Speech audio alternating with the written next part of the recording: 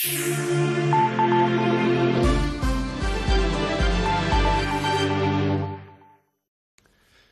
est 18h et vous êtes bien sur Grand Lille TV. Bonsoir à toutes et à tous, nouveau flash d'information en direct. Et le saviez-vous, le plat le plus commandé et livré au monde est un hamburger et il est lillois. Le restaurant spécialisé dans ce sandwich haut de gamme est installé rue de Béthune depuis 3 ans et il connaît un véritable succès, notamment donc dans les commandes et dans les livraisons. Son nom, Big Fernand. Le site Deliveroo a publié un classement mondial du nombre de ses commandes et c'est donc ce restaurant qui remporte la palme.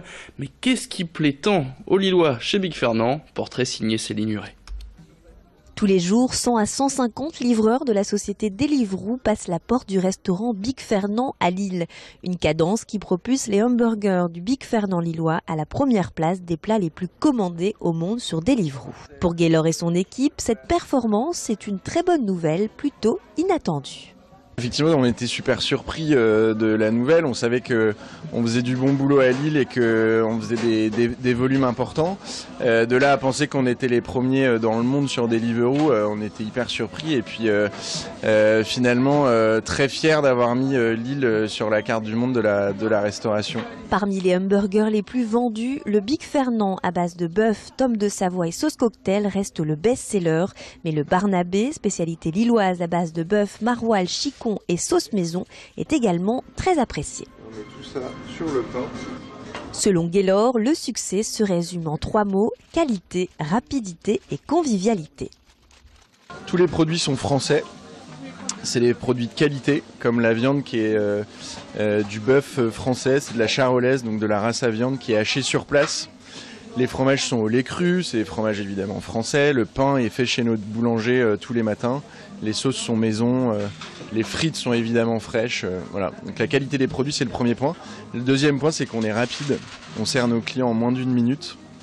Et le troisième point, c'est un accueil chaleureux et franchouillard qui fait la réputation de Big Fernand. Un accueil chaleureux, mais attention, il faut respecter une règle chez Big Fernand. On ne demande pas un hamburger, mais un hamburger, une appellation pour insister sur le 100% français. C'est tous nos ingrédients. La viande française hachée sur place, fromage au lait cru, légumes grillés, sauce maison et herbes fraîches. À l'heure du déjeuner, ça se bouscule au comptoir. La queue s'étend jusque dehors, mais d'après Claudine, ça en vaut la peine. Les saveurs, toutes les saveurs qu'on retrouve sur un bon pain, une bonne pomme de terre bien frite, qui soit pas grasse, la viande qui a un goût de viande. On sent qu'on mange vraiment des bons produits. De bons produits accompagnés de pâtisseries maison et de bières locales. A priori, la recette du succès. Autre commerce dans la métropole lilloise, mais lui va ouvrir ses portes. C'est le premier bar roubaisien consacré au e-sport, une discipline sportive des compétitions de jeux vidéo qui va donc ouvrir ses portes au 1er mars prochain. Les 2 cofondateurs sont dans les finitions, mais déjà les différents espaces de jeu sont bien définis. Au rez-de-chaussée, l'endroit sera réservé au rétro gaming, ces jeux vidéo des dernières années, voire même de plus loin. À l'étage, les choses sérieuses commencent. Une dizaine de PC sont installés pour jouer en réseau. Les joueurs pourront aussi réserver une salle de jeu ou une salle de streaming dédiée à la diffusion. La location de ces 2 pièces coûtera entre 10 et 20 € de l'heure et les autres consoles seront, elles, en libre accès. Les boissons sans alcool seront facturées. À 2 semaines de l'ouverture, Brieux-Gorchier a rencontré les 2 co-gérants de ce bar roubaisien d'un nouveau genre et on revient justement sur cette information, le fait qu'ils resteront avec des boissons sans alcool. Il n'y a pas d'alcool dans ce bar, dû au fait qu'on veut être 100% compétition. C'est ce qu'on veut. Et forcément, qui dit compétition aussi, il faut qu'on trouve la pépite. Nous, c'est notre objectif aussi. C'est cette pépite-là, c'est comme Lionel Messi. Vous savez, c'est chez les jeunes. Quand je dis jeune, c'est entre 14 à 20 ans. C'est forcément, qui dit jeune, dit sans alcool. Et c'est là qu'on pourra justement déceler le bon joueur, le Messi, le Lionel Messi du jeu vidéo. On ouvre maintenant une page politique sur Grand Lille TV. Les yeux dans les yeux. Ce lundi matin sur BFM TV, le ministre des Comptes Publics et ancien maire de Tourcoing, Gérald Darmanin, a choisi une drôle de formule face à Jean-Jacques Bourdin pour annoncer qu'il n'avait jamais abusé de femmes ou de son pouvoir. Une formule qui fait directement référence à Jérôme Cahuzac, qui avait lui aussi promis à l'Assemblée n'avoir pas de compte en Suisse. On connaît la suite. Pour en revenir à l'actualité de Gérald Darmanin, l'une des plaintes pour viol à son encontre a été classée sans suite vendredi dernier.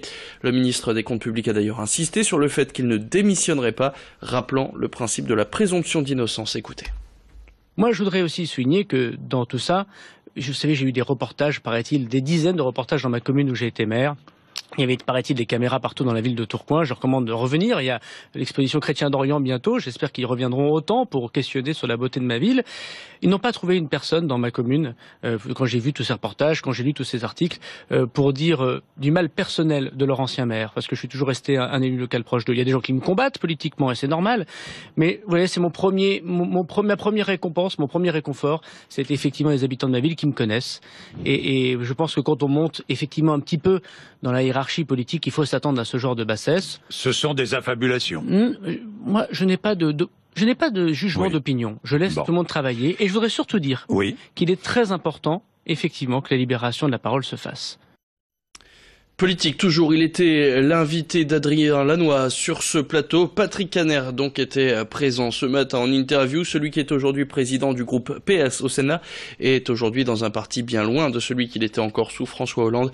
Beaucoup de travail donc au PS pour ses responsables, comme il l'expliquait.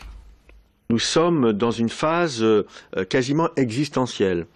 Si nous ne rénovons pas notre discours et surtout notre ligne politique, en n'oubliant pas que le passé a montré que nous étions capables de faire des choses, tant au plan local qu'au plan national, positives pour notre pays et nos concitoyens.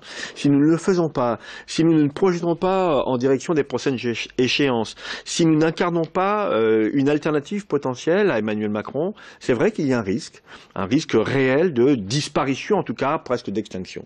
Donc dans ce cadre, moi je me battrai avec mes collègues socialistes, élus et militants, pour dire il y a une place pour le Parti socialiste aujourd'hui dans ce pays. Et puis on se quitte avec ces images, celles du violoniste de jazz Didier Lockwood qui est décédé ce dimanche d'une crise cardiaque de retour d'un concert. Cet immense artiste était né du côté de Calais. Il avait collaboré avec de nombreux artistes français comme Barbara ou Claude Nougaro. Il avait même été récompensé d'une victoire de la musique en 1985. Nombreux sont ceux qui ont rendu hommage à ce violoniste de génie sur Twitter. Écoutez ces quelques notes qui avaient été tournées en 2013 au Théâtre du Châtelet.